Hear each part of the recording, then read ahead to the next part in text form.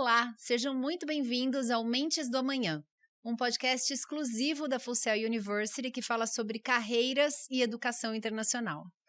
Você é brasileiro e quer desenvolver uma carreira ligada à economia criativa e às tecnologias emergentes? Então aqui é o seu lugar.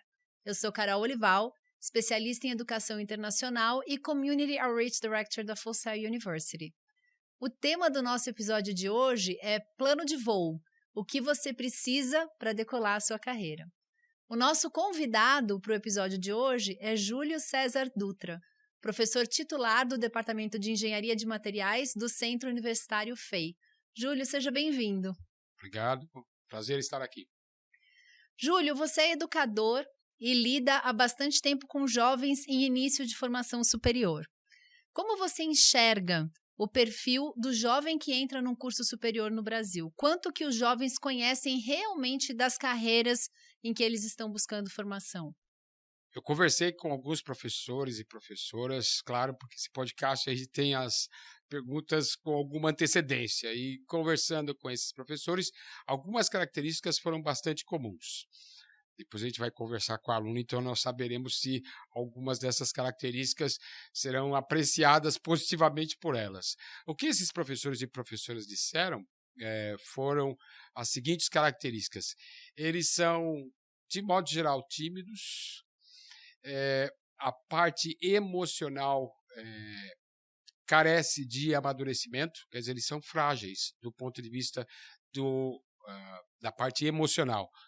Por outro lado, eles são muito afeitos à tecnologia, trabalham no dia a dia com a tecnologia, são muito rápidos com relação a lidar com os celulares, a aprender determinados conceitos. São muito mais humanos do que a geração da década de 80, década de 90, e menos preconceituosos, de modo geral. Isso são coisas que foram repetidas por esses professores e professoras. Já em relação ao quanto eles conhecem a carreira, você vai perceber que uma parte não conhece. Mesmo que o colégio ofereça essas oportunidades para eles conhecerem as carreiras, de modo geral, poucos procuram. Aqueles que procuram acabam encontrando porque gostam daquilo. Muitas vezes porque os pais influenciam, porque ficam cobrando, ou porque então eles procuram uma orientação profissional, que é uma das dicas que a gente poderia dar. Não sabe o que deseja, porque tem uma miríade de cursos que podem ser oferecidos nos dias atuais. Então é realmente muito difícil. É diferente de você, numa época, ter que escolher café, e hoje você vai escolher um café e tem uma quantidade enorme de tipos de café. Você acaba ficando perdido. Eu entendo como esses jovens se sentem. Eu também me sentiria perdido. Então, uma ideia é procurar orientação profissional com uma psicóloga e ela vai, através das entrevistas, ajudar essa pessoa a descobrir, junto com as tarefas, o que efetivamente a pessoa gosta, né? O que está próximo daquilo que ela pretende fazer no futuro. Como que você avalia a importância da educação internacional no processo de formação profissional? Quais os ganhos que um estudante pode obter complementando a educação que ele tem no Brasil com uma educação internacional? E aí aqui eu queria emendar já uma outra pergunta e uma curiosidade para quem não participou do nosso Teacher Professional Development. O Júlio já há muito tempo é nosso mentor num programa de formação de professores que a gente faz através da Full Sail University, que é um programa internacional, né, Júlio? E aí, através do TPD, do Teacher Professional Development, você teve a oportunidade de interagir com professores do mundo inteiro nesses anos em que você foi o nosso Head of Mentors. Como é que você vê, se colocando assim no lugar do aluno que vai, né, que está tendo uma experiência internacional, como foi ou como está sendo essa experiência sua de interação internacional? O que isso traz para você como professor participando de um projeto internacional? Com relação à primeira parte, a complementaridade, essa é a palavra.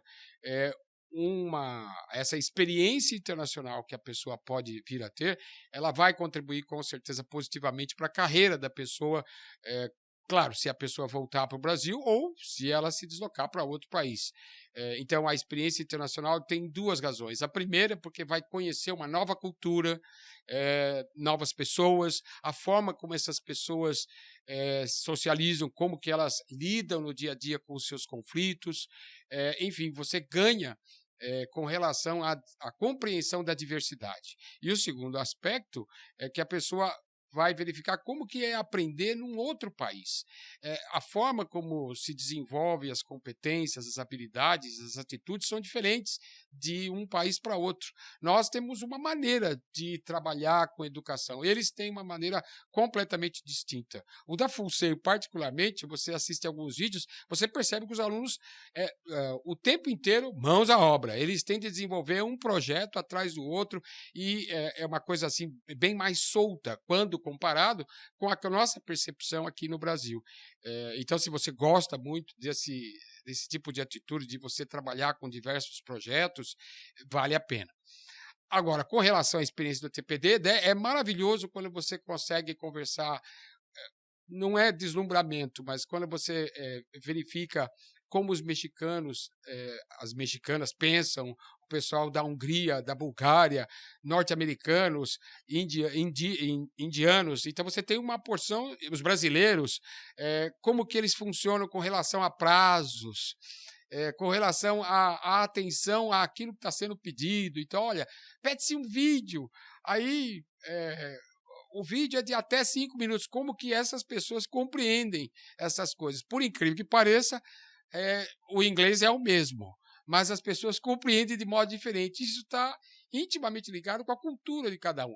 Isso significa que quem aprende, na verdade, a pessoa, nesse caso sou eu, para entender por que eles pensam de modo diferente, né? Se a mensagem é basicamente a mesma. É basicamente a cultura, né? É isso que você ganha, você apreende com a cultura das outras pessoas, aí entende que as pessoas são diferentes, né? E isso depende sim do país. Você vai desde aqueles experimentos que você percebe que foi um esforço hercúleo da professora ou do professor naquele local, ou os outros que tiveram uma facilidade enorme, aqueles que você observa o vídeo, não posso mencionar o nome, mas você deve lembrar, eu já falei várias vezes, que você fala, nossa, acontece isso na graduação, eu adoraria fazer esse curso, né?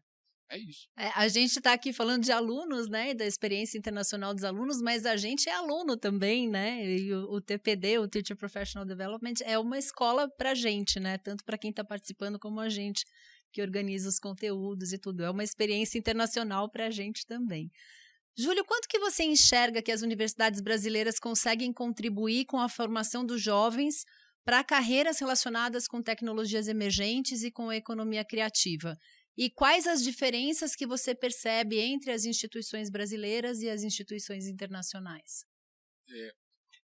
Recentemente, dá para a pessoa depois assistir, se assim desejar, no dia 30 de outubro de 2023. A gente não sabe quando que vai assistir, o pessoal vai assistir, mas o ministro da Educação daqui do Brasil, Camilo Santana, ele mostrou os resultados do Censo da Educação Superior.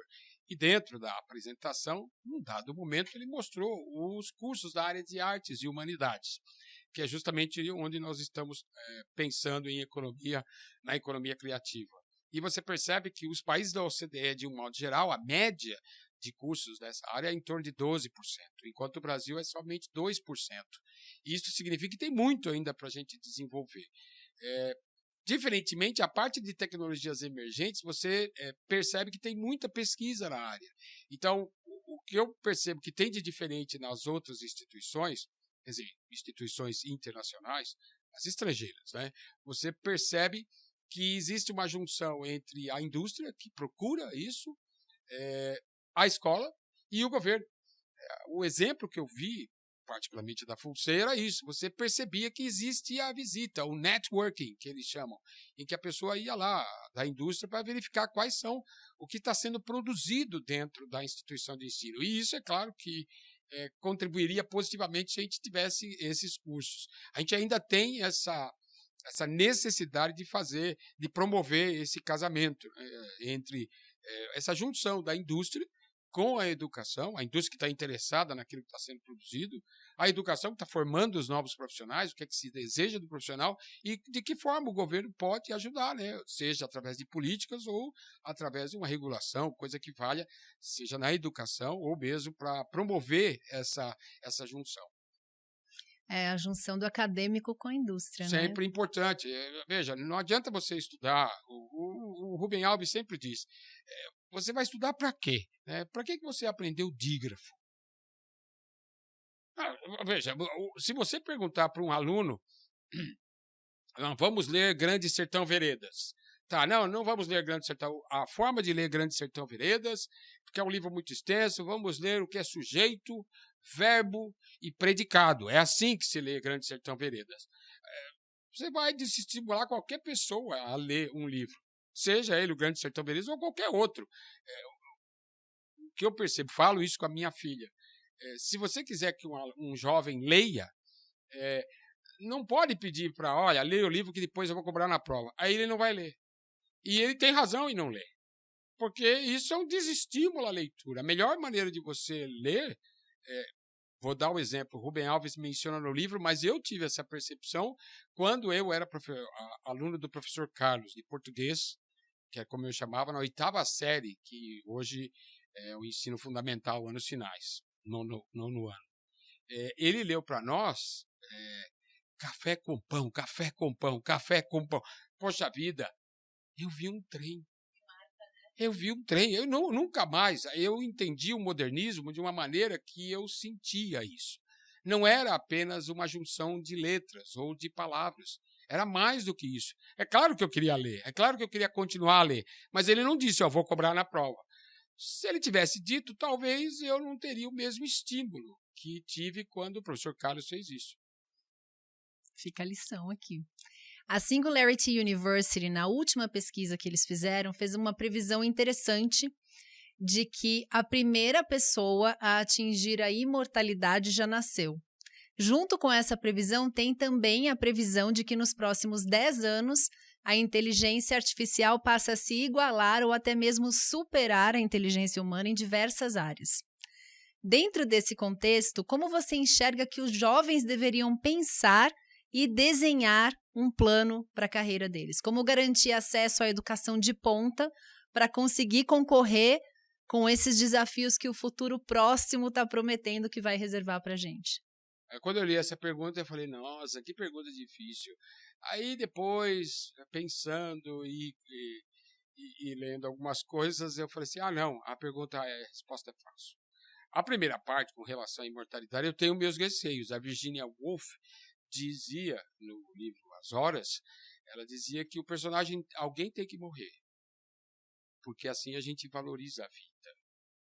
Então eu tenho receio de que a imortalidade, se a gente seguir o raciocínio da Virginia Woolf, pode ser que a gente deixe de valorizar a vida, que é uma das coisas mais bonitas que tem.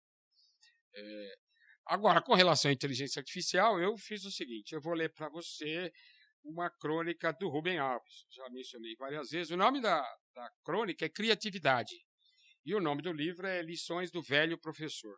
Ele já estava velhinho. Tá? Ele diz assim, hoje serei didático, direto. O assunto é a criatividade. Criatividade deve ser coisa boa, porque todo mundo a deseja, mesmo sem saber do que se trata. Começamos com uma afirmação óbvia. Somente os seres humanos são criativos. Os animais não são criativos. O mundo dos animais se desenvolve em uma tranquila mesmice que se perde no passado. As abelhas fazem suas colmeias como sempre fizeram. Os caramujos fazem suas conchas como sempre fizeram. Os sabiás cantam seus cantos como sempre fizeram. Os beija-flores chupam flores como sempre fizeram. Os guachos fazem ninhos como sempre fizeram. Animal não inventa. Não precisa inventar, o corpo deles nasce sabendo. Criatividade é inventar, fazer existir coisa que não existia. Nós inventamos músicas, roupas, armas, comidas, técnicas, jogos, brinquedos, livros. Essas coisas não existiam. Os animais, ao contrário, desejam que nunca haja mudanças. As mudanças imperceptíveis acontecem à revelia do que eles possam pensar. Animal não pensa, não precisa pensar. O pensamento é a busca do que não existe. A gestação do que não existe. O que não existe de forma virtual, antes de existir na forma real.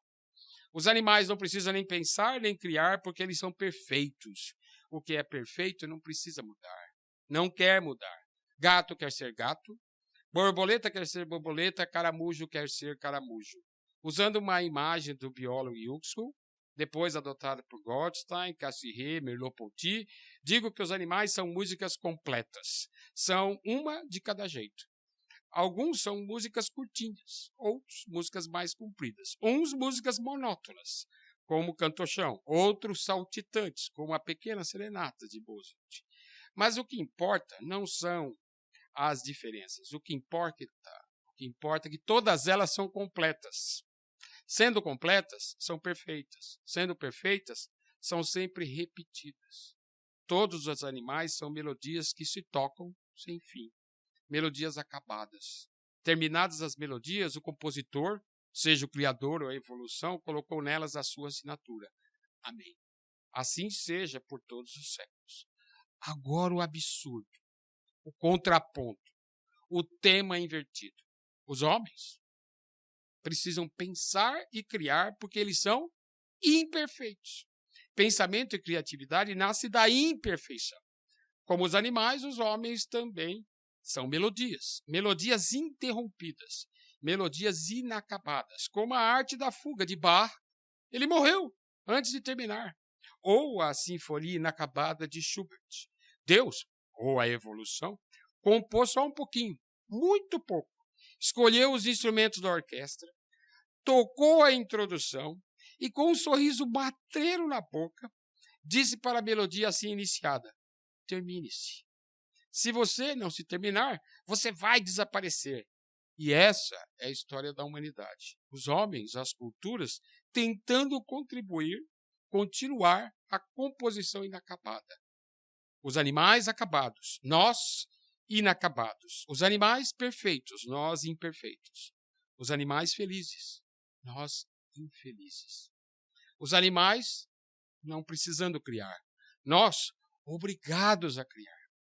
O homem, escreveu Camus, é o único animal que se recusa a ser o que é. Ele se recusa a ser o que é, porque o que ele é só começo, esboço, possibilidade, travessia. Não está agarrado do lado da partida, nem agarrado do lado da chegada. É corda sobre o abismo sobre o qual o corpo se depende. Se eu estivesse de chapéu, tiraria o meu chapéu O nosso querido Rubem Alves. pela sua curadoria de achar veja, esse texto. O que acontece? A inteligência artificial, ela se baseia naquilo que nós já fizemos. Então, por mais que ele se queira, por mais que ele se desenvolva, ele vai sempre buscar os dados que são advindos daquilo que nós fizemos, nós, os seres humanos. Mas ele ainda não consegue imaginar o que eu vou imaginar, nem o que você vai imaginar. O podcast que nós estamos fazendo aqui, um dia você imaginou isso, não imaginou? Só que ele não existia de fato. Esse não tem nenhum paradoxo. Nós somos obrigados a criar. Vou te dizer que essa conversa dá toda uma temporada nova de podcast. Fica aqui no ar essa ideia. Muito bom, Júlio. Para a gente finalizar, queria te perguntar qual foi a experiência mais significativa de educação internacional que você teve e como que a internacionalização entrou na sua vida.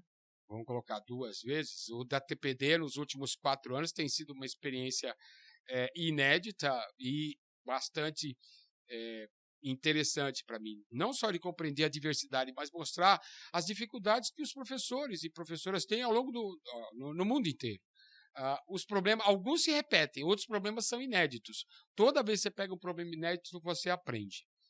Como professor numa instituição de engenharia, o que eu percebo nessas gerações, além das características que eu mencionei anteriormente, é essa vontade de fazer diferença. E isso o jovem não mudou, ele quer fazer diferença para o mundo, ele quer de alguma maneira contribuir.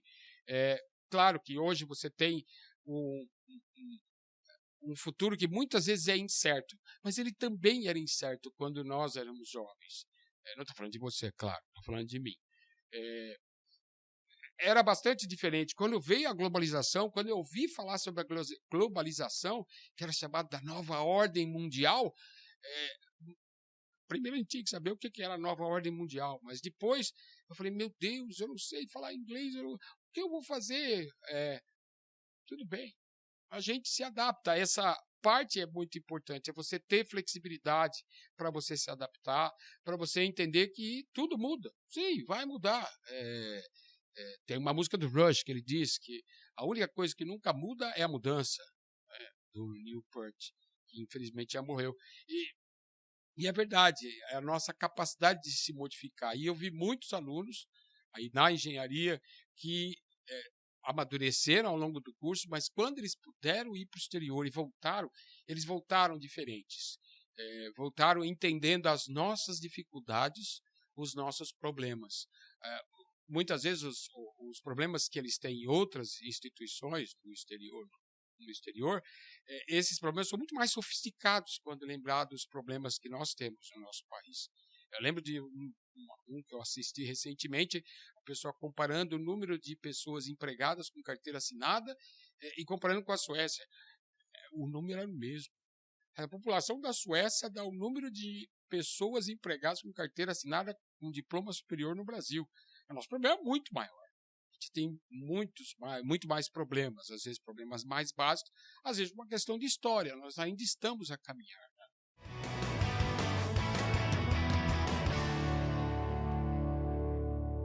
Muito bem, muito obrigada, Júlio, por estar aqui contribuindo com a gente. E a gente está falando da educação dos jovens, né? Estamos falando de jovens. E agora, então, é a hora do nosso quadro Aluno em Pauta. O momento em que a gente conversa com quem está vivendo o momento da escolha de carreira e de construção de futuro.